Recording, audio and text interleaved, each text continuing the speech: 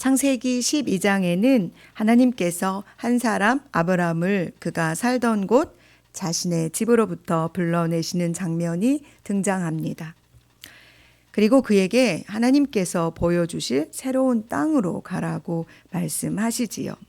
사실 갈 바를 알지 못하고 떠나는 아브람은 오직 한 분, 하나님의 거룩하신 임재하심 앞에 철저하게 순종한 것입니다. 이 순간의 아브라함의 모습을 히브리서 기자는 믿음으로 아브라함은 부르심을 받았을 때에 순종하여 장래의 유업으로 받을 땅에 나아갈새 갈 바를 알지 못하고 나아갔으며 라고 기록하고 있습니다. 오직 그에게 복이 되며 큰 민족을 이루시겠다는 하나님의 말씀만 의지하여 떠난 길이었습니다. 그는 하나님의 계속하시고 지으실 터가 있는 성을 바랐기에 그의 온 삶을 오직 한 분 하나님께만 의지하며 갈 수 있었습니다.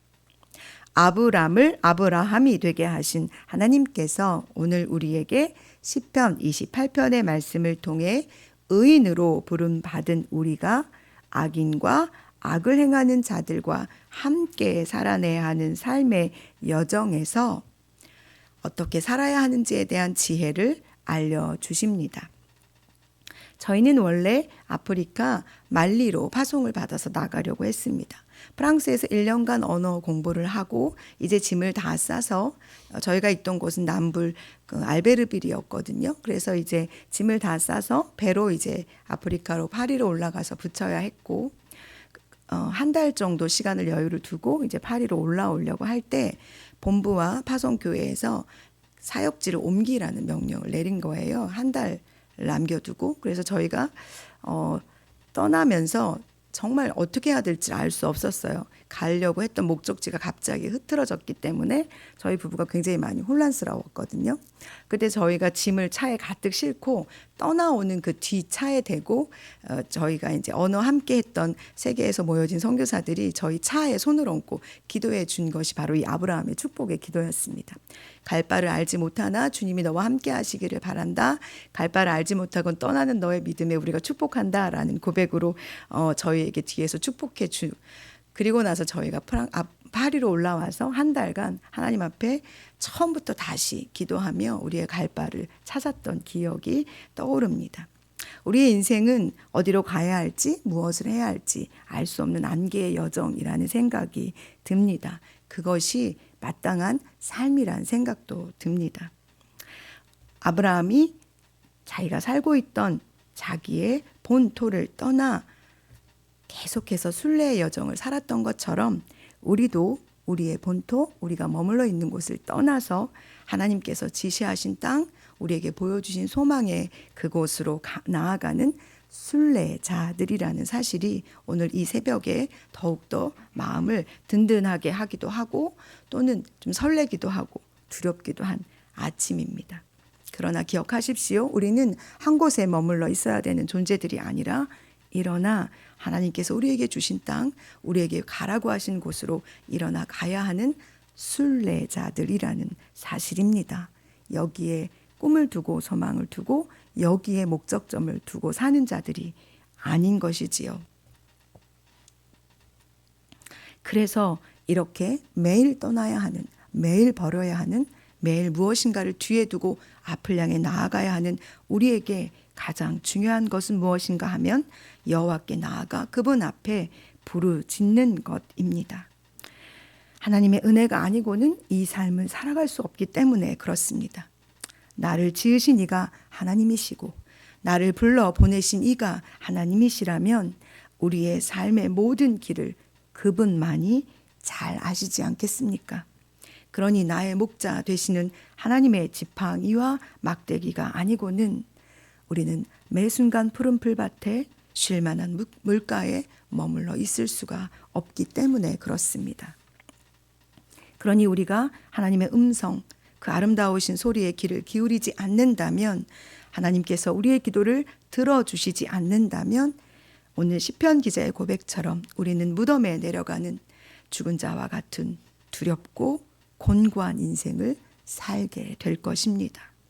그래서 시편의 기자는 지성소 곧 하나님의 성전, 하나님을 향하여 손을 들고 간절함을 담아 나를 도와주시기를 기도하고 있습니다. 오직 하나님 한 분을 온 마음과 뜻과 정성을 다하여 의지할 때, 그때 나오는 온전한 믿음의 고백을 올려드릴 때 그분은 우리의 힘과 방패가 되시며 우리의 기도를 들으시고 우리가 믿음으로 의지하는 대로 우리의 마음을 기쁘게 행복하게 우리의 기도에 응답하시는 분이 되실 것입니다. 그 응답하심이, 그 기쁨이 쉼없이 우리 입술에 찬송이 되어 다시 하나님께 올려드리게 될 것입니다. 이 기쁨은 세상이 주는 값싼 기쁨과 비교할 수가 없습니다. 예수님께서 병든 자들을 고치시는 말씀 앞에 설 때마다 예수님을 향하여 그들이 부르짖는 소리를 듣게 됩니다. 그때 얼마나 우리의 마음이 설레는지요. 전능하신 다윗의 자손 예수여, 하나님의 참아들 예수여 라고 부르짖는 그들의 소리에 주님이 뒤를 돌아보시고 그들에게 다가가 그들의 필요를 채우시는 장면을 우리가 늘 보고 있지 않습니까? 전능하신 만군의 하나님을 아버지라고 부르짖는 특권은 바로 우리들에게만 주어진 은혜입니다. 그러니 우리의 믿음을 담아 우리의 목자 되시는 아버지께 도와주시기를 부르짖어 간구해야만 합니다. 좋으신 하나님께서 반드시 가장 아름답게 우리의 삶 안에 응답해 주실 것을 믿습니다. 하나님께서는 우리를 통해 믿음으로 믿음에 이르기를 기뻐하십니다.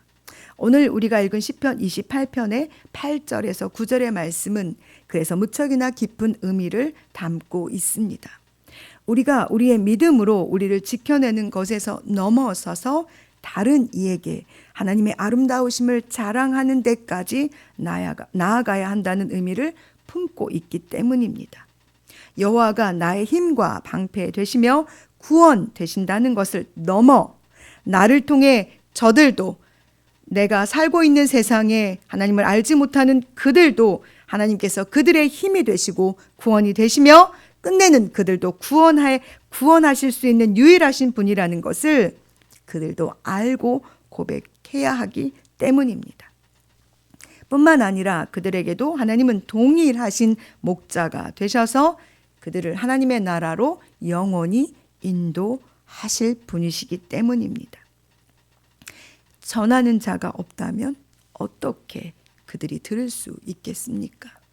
우리가 하나님 앞에 복음의 아름다운 발이 되어 세상 가운데 나아가지 않는다면 우리의 믿음은 그저 머물러 사가지는 죽어지는 믿음으로 두렵고 떨림으로 주님 앞에 너희가 무슨 일을 하다 내게로 왔냐고 물으시는 앞에 서게 될지도 모르겠습니다. 이 사명이 우리를 이 땅에서 불러 아름다우신 하나님의 빛 가운데 걸어가게 하신 이유입니다. 우리의 믿음의 간증이 하나님을 자랑하며 하나님께 영광을 올려드림으로 세상에 영혼이 죽게 돌아오게 하는 일이 되기를 소망합니다.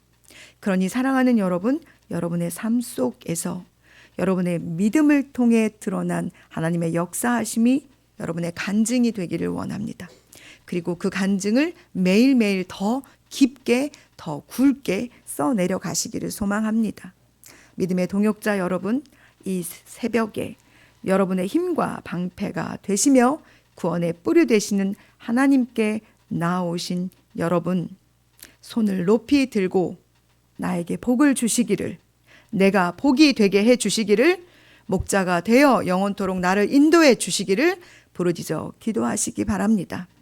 우리를 새롭게 세워가시는 하나님의 은혜가 여러분과 제게 충만하게 넘치는 바로 그날이 오늘이 되기를 소망합니다.